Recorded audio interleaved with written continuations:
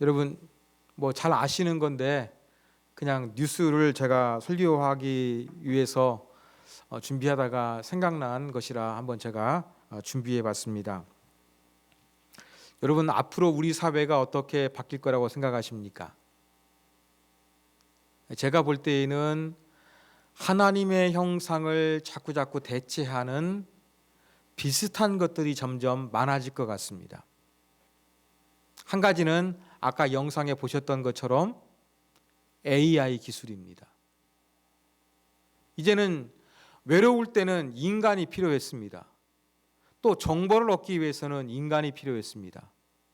근데 점점 AI 기술이 발달하면서 내가 말을 하거나 정보를 얻거나 또 정서적인 안정감을 얻기 위해서 필요한 것은 이제 인공지능입니다. 인공지능이 사람을 대신합니다. 그런데 인공지능이 사람을 대신하게 되면 뭐 상처를 주지 않아 가지고 좋은 점도 있습니다. 그렇지만 꼭 그런 것 같지는 않습니다. 여러분, 포털 사이트에 가면은 여러 가지 정보가 있습니다. 자, 사람들이 정보를 얻기 위해서 검색을 하잖아요. 그러면은 이 정보를 찾아줍니다. 5월 가정의 달, 이러한 그 검색어를 입력하게 되면 이제 그 뭐 구글이나 네이버나 다음이나 여러 그러한 인공지능이 이제 거기에 관련된 글을 쫙 찾아줍니다. 인간이 찾아주는 것이 아니라 이 기계가 찾아줍니다. 그러면 이 검색했을 때의 결과가 딱 나타나지 않습니까? 그러면 이 기계가 잘 읽어서 검색했을 때 첫 번째 페이지에 띄워질 수 있도록 사람은 거기에 맞춰가지고 글을 쓰기 시작합니다. 정말로 내가 필요한 정보 같지만 꼭 그게 아니에요. 왜? 사람들이 이제 글을 쓸 때에 내가 정말 필요한 정보를 얻기 위해서 검색하는데 이 인공지능이 그렇게 검색 결과를 올려주니까 인공지능이 딱 알맞는 그 구미에 맞는 글을 써가지고 올리는 것들이 많아지는 겁니다. 정말로 어떠한 인간의 필요에 의해서 글을 쓰는 것이 아니라 인공지능이 글을 판단해서 이 결과로 보여주니까 거기에 맞는 글을 올려주는 세대가 된 겁니다. 저는 이것을 알고부터 꼭 우리에게 필요한 인공지능이 순기능만 있는 것은 아니다. 그런 생각을 했습니다. 미래를 연구하는 제가 아는 어떠한 분으로부터 저한테 챗 GTP, 아까 뉴스에서 나왔잖아요.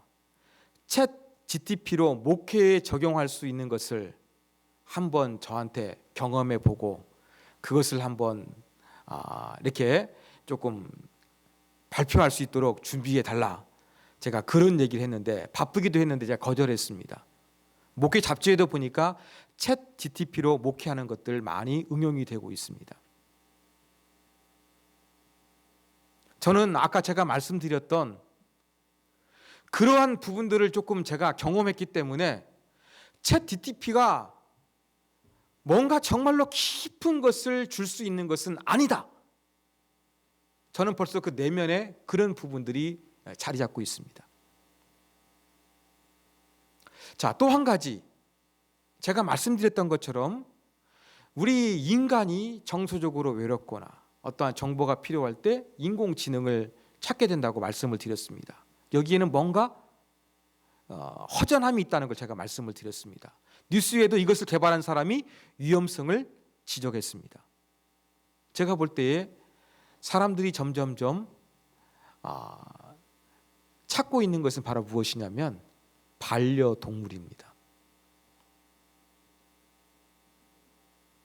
사람을 믿을 수가 없고 사람을 통해서는 상처받다 보니까 반려동물을 좋아합니다.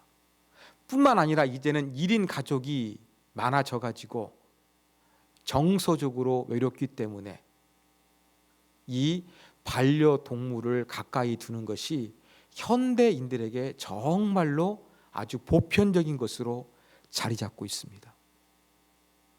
제가 염려하는 하나님의 형상과 관련된 것은 이 두 가지입니다. 인간은 하나님의 형상으로 창조되었는데 자꾸 어떤 현상이 일어나게 되느냐? 인간은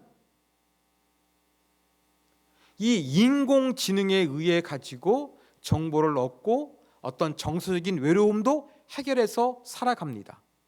뿐만 아니라 이렇게 인간이 아닌 반려동물 같은 이러한 존재를 통해 가지고 정서적인 유안감을 얻어가면서 살아가게 됩니다.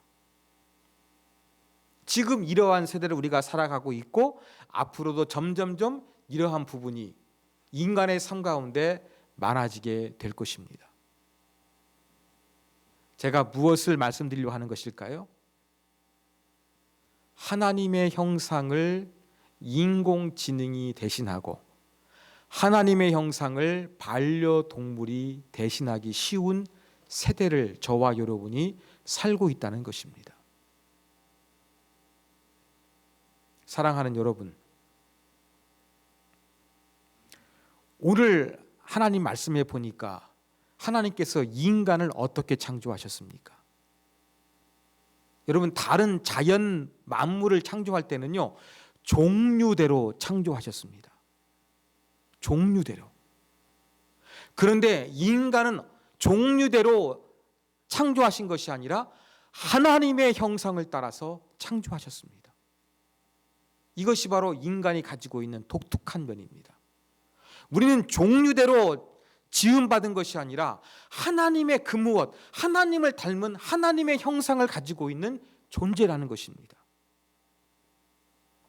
그래서 이 하나님의 형상이 있다는 것은 우리가 두 가지를 생각해야 됩니다. 한 가지는 무엇이냐? 우리는 하나님의 형상으로 지음받았기 때문에 우리는 하나님과 끊을 수 없는 존재라는 것입니다.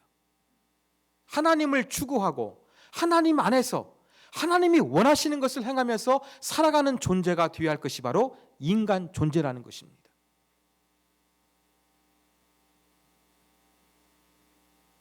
또 한 가지, 하나님의 형상으로 나만 창조된 게 아니라 다른 인간들도 창조가 됐잖아요. 우리 가정의 달입니다. 그래서 우리 가정을 생각해 보기를 원합니다. 하나님의 형상이라는 관점에서 우리가 가정을 한번 생각해 봤으면 좋겠습니다. 하나님을 닮은 것이 내 안에 있어서 하나님과 우리가 분리될 수 없는 것처럼 또한 우리는 하나님의 형상을 가진 인간들끼리 분리될 수 없는 것이 존재합니다. 이게 가장 기본적인 단위가 되는 것이 가정입니다. 그런데 자꾸 이 하나님의 형상을 가진 인간끼리 뭔가 같이 공유하고 또 그 안에서 인간됨을 배우고 하나님을 알아가고 인생을 알아가고 창조주를 알아가는 것들이 있어야 되는데 우리 사회에 자꾸 인공지능이 들어옵니다. 반려동물이 들어옵니다. 그러면서 하나님의 형상을 가진 인간의 존재를 다른 것들로 대체하기 쉬운 사회가 되었다는 것을 제가 여러분들에게 말씀드리고 싶은 것입니다.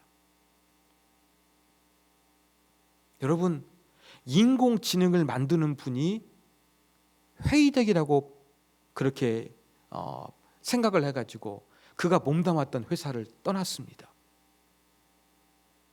분명히 인공지능 기술은 발달되어야 되고 없어서는 안 됩니다.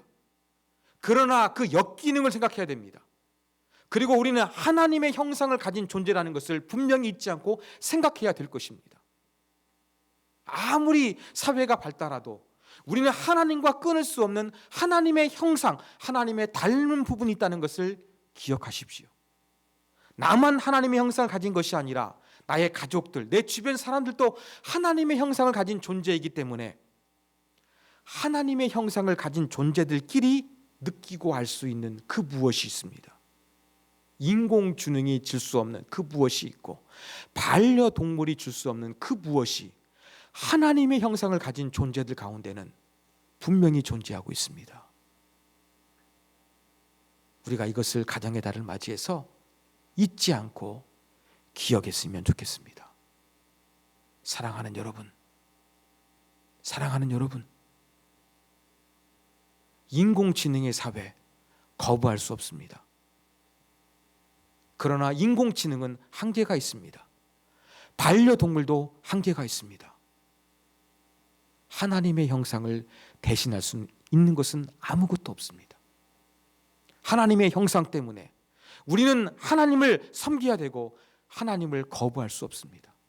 하나님의 형상이 있기 때문에, 하나님의 형상을 가진 인간들끼리만 할 수 있는 것이 있기 때문에 우리는 인간을 사랑해야 되고 가정을 사랑해야 됩니다. 가정의 달, 하나님의 형상을 가진 우리 엄마, 아빠, 어머니, 아버지, 우리 동생, 언니, 누나, 형, 이러한 존재들을 다시 한번 생각했으면 좋겠습니다. 여러분, 현대 문명이, 반려동물이 하나님의 형상을 가진 다른 인간을 대체할 것은 아무것도 없다는 것, 이거 한 가지를 기억하시고 하나님의 형상을 가진 인간을 사랑하시고 하나님을 사랑할 수 있는 세움 가족이 되기를 주님의 이름으로 부탁드립니다. 기도하겠습니다. 하나님 아버지, 우리가 살고 있는 이 시대는 인공지능이 인간을 대신하는 사회가 되었습니다. 반려동물이 인간에게 정을 안겨다주는 시대가 되었습니다. 그렇지만 아무리 이러한 시대가 되었다 할지라도 한계가 있습니다. 왜냐하면 인공지능과 반려동물에는 하나님의 형상이 없기 때문입니다. 하나님의 형상으로 하나님을 사랑해야 되고 하나님의 형상을 가진 인간들끼리 뭔가 같이 사회 속에서 살아가야 되고 가정도 그래야 될 것입니다. 가정의 달을 맞이해서 하나님의 형상을 가진 가족들을 더욱더 소중히 여기고 사랑할 수 있는 세움의 가족들 되게 하여 주시옵소서. 이 모든 말씀 존귀하신 예수님의 이름으로 기도하옵나이다. 아멘.